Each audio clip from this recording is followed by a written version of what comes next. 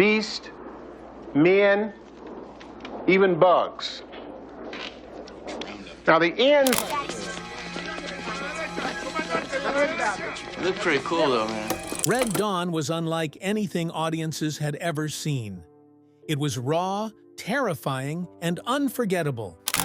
One reason or another, we're all gone. It's all gone. But beyond the explosions and the battle cries of the Wolverines, it was the faces on that screen that made the film truly special. Смотри! What do people feel when they look back at this beloved cast? And how do they honor the story that began... Boys! Avenge me! When John Milius asked them to truly believe their hometown was worth fighting for. Join us as we look back at Red Dawn's extraordinary cast and where we find them today in 2026. Ben Johnson, the old cowboy who kept riding. Ben Johnson was already well known when he came to work on Red Dawn in 1984. He had worked with famous directors like John Ford, Sam Peckinpah, and Steven Spielberg. He had also won an Oscar for The Last Picture Show in 1972, which was one of the most celebrated wins in Academy history. By the time Red Dawn was made, Johnson was 65 years old, but still very active, playing the serious Mr. Mason with a calm presence that only someone who had truly lived a tough life could bring to the role. In Red Dawn, he played a rancher, a hard-working man who loved his land. His life changed completely when the invasion happened. This was a genuine and respectful performance that only Johnson could deliver. He had been acting for 60 years, but he never showed how long he had been in the business. He always seemed natural, real, and fully involved in his role. His fellow actors remembered him as a true gentleman who could make everyone quiet just by walking into the room. No matter how small his role was, he always gave it his best. After Red Dawn, Ben Johnson kept working in movies and showed up in Angels in the Outfield in 1994. However, his health started to slow him down. On April 8, 1996, while he was visiting his mother in Mesa, Arizona, Johnson sadly collapsed from a heart attack. He was 77 years old at the time. Later, he was buried in Pawhuska, Oklahoma, which is the town where his amazing life first began. Even today, Ben Johnson is remembered as one of the most genuine and loved people to ever work in Hollywood. His role in Red Dawn is a reminder of a special kind of old-fashioned American talent that we really miss. But while Johnson had lived a long and full life before his passing, the next name on our list was a man still very much in his prime when fate intervened. Ron O'Neal, the icon who never escaped his shadow. Ron O'Neal had already made history before Red Dawn ever came along. Born on September 1, 1937, in Utica, New York, O'Neal grew up in Cleveland and found his calling on the stage, winning prestigious off-Broadway awards before Hollywood came calling. In 1972, he became a cultural phenomenon as Youngblood Priest in Superfly, one of the defining films of the blaxploitation era. In Red Dawn, O'Neal played Colonel Ernesto Bella, the Cuban officer who oversees the occupation of the small Colorado town. It was one of the more nuanced villain roles in the film, and O'Neal brought a quiet humanity to a character who could have easily been a cardboard cutout. His eyes told a story the script didn't always give him words to tell. A man following orders in a war he was beginning to question.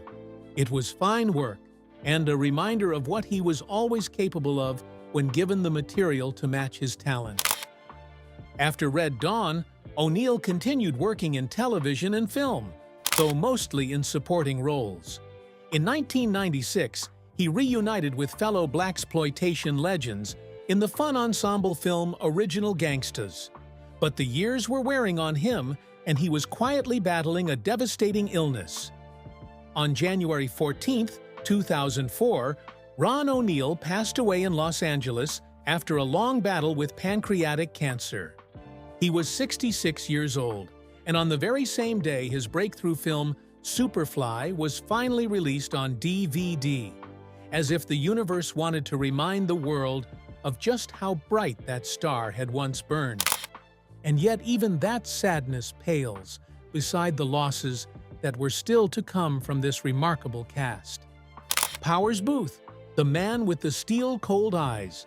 When the filmmakers behind Red Dawn needed someone to play a battle-hardened American Air Force pilot who could command a scene simply by standing still, they turned to Powers Boothe. Born on June 1, 1948, in Snyder, Texas, Boothe was one of those rare actors who could project authority without saying a single word. He had trained extensively in Shakespearean theater, and that classical foundation gave him a gravity that very few actors of his generation possessed. His performance in the 1980 TV movie Guyana Tragedy, the story of Jim Jones, won him an Emmy and showed everyone that he was a serious actor to pay attention to. This was especially true when he appeared in Red Dawn, which made it even clearer that people in the film industry were starting to notice his talent. In Red Dawn, Boothe played the role of Lieutenant Colonel Andrew Tanner, an Air Force pilot who gets shot down during a mission.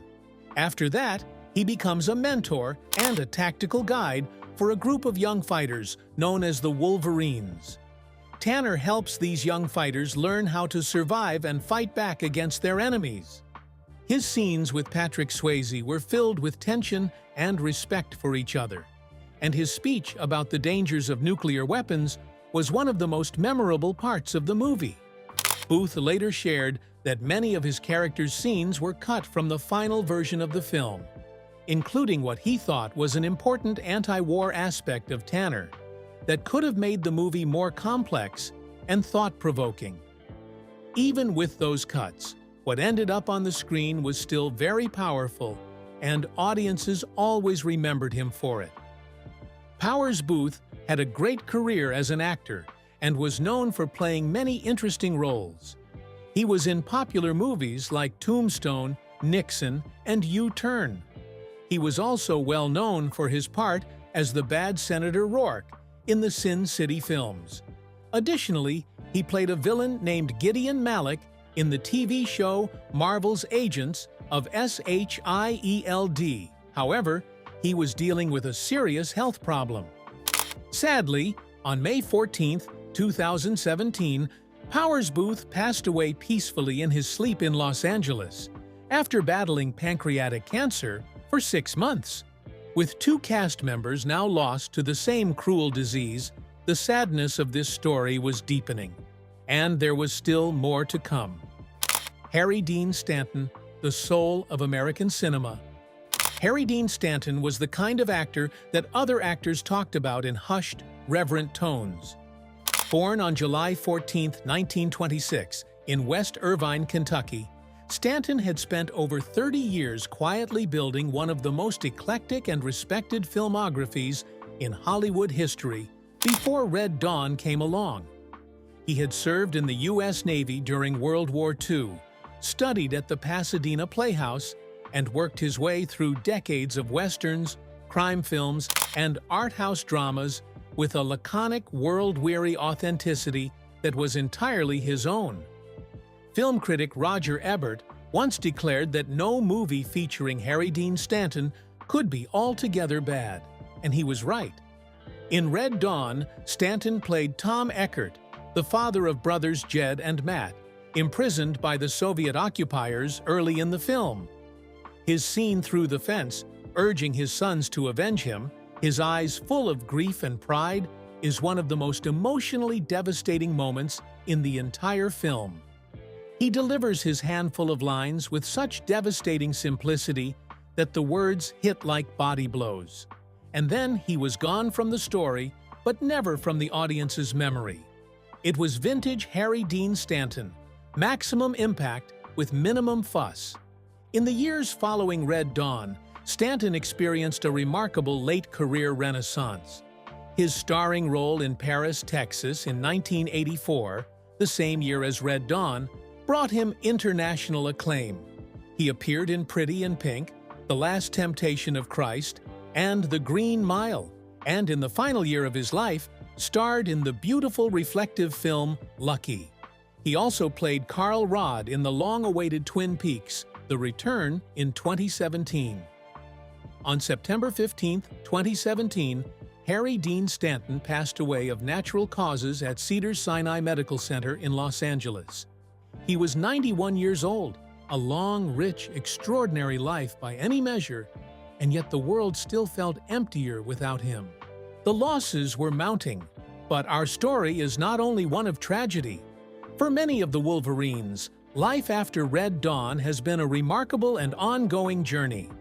Darren Dalton, the loyal Wolverine who stayed true. Of all the young actors in the Wolverine group, Darren Dalton may be the one whose story best represents the complicated reality of life after the spotlight. Dalton had made his screen debut playing Randy Anderson, the Sock, in Francis Ford Coppola's The Outsiders in 1983, the same film that introduced him to Patrick Swayze and C. Thomas Howell. In Red Dawn, he played Daryl Bates, one of the core members of the Wolverine Resistance, and his work had a natural, unpretentious quality that fit perfectly in the film's gritty, documentary-style aesthetic. After Red Dawn, Dalton continued to work hard in the late 80s and 90s. He was in popular TV shows like Quantum Leap and Dr. Quinn, Medicine Woman. Dalton also worked many times with C. Thomas Howell on independent films and direct-to-video projects. This showed that their friendship, which started when they were young actors in those famous movies, was real and lasted for many years. His last credited role was in The Land That Time Forgot in 2010, a project he did with Howell.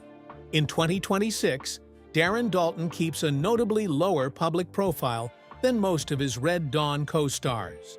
But in June 2025, fans were thrilled to spot him alongside C. Thomas Howell outside the Jacobs Theater in New York City, where The Outsiders had become a Tony Award-winning Broadway production. The two men, now in their late 50s, stood together, grinning outside the theater where their most famous characters had been reborn for a new generation. It was a full-circle moment that fans celebrated with joy, proof that some friendships and some stories are simply too good to ever truly end. But if Darren Dalton stepped quietly out of the spotlight, the next person on our list found herself pulled back into it in ways she never could have anticipated. Jennifer Grey, the woman who found herself again. In 1984, Jennifer Grey was a young actress beginning her career in Hollywood. She was born on March 26, 1960, in New York City, and her father was the well-known actor Joel Grey. She grew up in a creative environment. In the movie Red Dawn, she played a character named Tony, one of the girls who joins the Wolverine group, and her acting was warm and real. 3 years later, she worked again with her Red Dawn co-star Patrick Swayze in the film Dirty Dancing, which made her very popular. Her role as Baby Houseman made her a famous name and earned her a Golden Globe nomination, showing a bright future ahead. But Hollywood is a complicated place, and what happened next to Jennifer Grey is one of the most poignant tales in the industry's history. In the early 90s, hoping to reshape her career, Grey underwent 2 rhinoplasty procedures. The result left her unrecognizable, not just to the public, but to casting directors, producers, and even friends. In her own words, she had gone into the operating room a celebrity and come out anonymous. Roles dried up. The career that had seemed so bright dimmed painfully. And behind the scenes, Grey was also quietly managing the physical aftermath of a devastating car accident in Ireland in 1987 that had left her with chronic neck pain and spinal damage that would take over 20 years to properly address. In 2010, Jennifer Grey made a big decision to join Dancing with the Stars. Before the show, doctors found that her spine was very damaged, and her surgeon warned her that she could become paralyzed. She had several surgeries, including one to remove a cancerous growth on her thyroid. Despite everything, she danced and won, and people in America loved her again. In 2022, she wrote a truthful memoir called Out of the Corner, which became a bestseller. By 2026, Gray was busy working on a long-awaited sequel to Dirty Dancing, serving as both the main star and executive producer. At 65, she was finally in control of her own story and thriving, proving that no one could put her in a corner. And speaking of Dirty Dancing, it is impossible to tell Jennifer Gray's story without circling back to the man who made that film magic with her and who had been her co-star in That Colorado Wilderness too. Patrick Swayze, the heart of the Wolverines. There are actors, and then there are stars. Patrick Swayze was a star, full of charm and real talent that made people feel his absence even if they never met him. He was born on August 18, 1952, in Houston, Texas. His mother was a choreographer, so he grew up with dance, and his father, a great outdoorsman, taught him to be tough. By the time he was in Red Dawn, he was already becoming well-known after his role in The Outsiders. As Jed Eckert, the oldest brother and leader of the Wolverines, Swayze was amazing. He brought a strong sense of heroism to the character, making every sacrifice he made feel genuine and deserved. After Red Dawn, Patrick Swayze became one of Hollywood's favorites. Dirty Dancing in 1987 made him famous worldwide. Ghost in 1990 turned him into a romantic hero. Point Break in 1991 showed he could easily lead an action movie. People magazine named him the sexiest man alive that same year, and it was hard to disagree. He was nominated for a Golden Globe 3 times, and his co-star Jennifer Grey said he was a unique mix of strong masculinity and grace. Off-screen, he was known for his honesty, love of horses, flying skills, and being a caring husband to his wife of 34 years, Lisa Niemi. In late 2007, Swayze began experiencing what he first thought were crushing headaches. Tests revealed the devastating truth: stage 4 pancreatic cancer, with the disease already spread to his liver. He was given just months to live, but Patrick Swayze was not a man who gave in easily. He completed a full season of the A&E series The Beast, filming 12-hour days while undergoing chemotherapy. He did his own stunts. He fought. He outlived the prognosis by 20 months. And on September 14, 2009, surrounded by family at his California ranch, Patrick Swayze passed away at the age of 57. The grief was global. He had not just played a hero on screen, he had been one. Patrick Swayze's death created a lasting sadness in popular culture. While we remember him, we should also share the story of another former Wolverine who has been facing his own public struggles for many years. Charlie Sheen, the survivor, rewriting his story. When Red Dawn was filmed, Charlie Sheen was a teenager just beginning to find his footing in Hollywood. Born Carlos Estevez on September 3, 1965 in New York City, he was the son of legendary actor Martin Sheen, and he carried that family talent like a birthright. In Red Dawn, he played Matt Eckert, the younger brother to Patrick Swayze's Jed, and the dynamic between them was one of the most emotionally resonant threads in the entire film. He was 18 years old on that set, and even then, something about him commanded the camera. 2 years later, Oliver Stone cast him in Platoon, and the world understood exactly what kind of actor Charlie Sheen could be. The decades that followed were defined by as many valleys as peaks. Wall Street, Major League, and 2.5 Men, which made him the highest-paid actor on television, earning over $1.25 million per episode, sat alongside very public struggles with addiction, legal troubles, and a 2011 breakdown that played out painfully in the full glare of the media spotlight.